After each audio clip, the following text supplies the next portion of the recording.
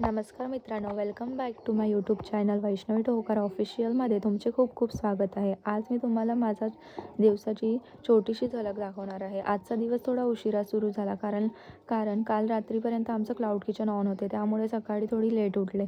उठल्यानंतर आधी फ्रेश झाले आणि मग स्वतःसाठी गरमागरम चहा आणि टोस्ट बनवला. चहा घेऊन बाल्कनीमध्ये गेले आणि थोडा वेळ शांतपणे चहा एन्जॉय केला. सकाळचा हा वेळ खूप रिलॅक्सिंग वाटतो. त्यानंतर घरकामाला सुरुवात केली. आधी पूर्ण घराला झाडू मारला आणि मग सगळ्या घराला नीट पोछा लावला. बाल्कनीमध्ये सुद्धा पोछा मारून घेतला. घर एकदम स्वच्छ आणि फ्रेश झाले.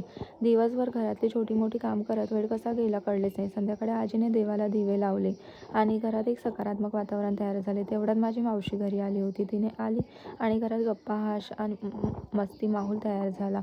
मावशीने खूप छान स्वयंपाक बनवला होता. स्वयंपाक झाल्यानंतर आम्ही सगळे मिळून पुरी बनवायला घेतली.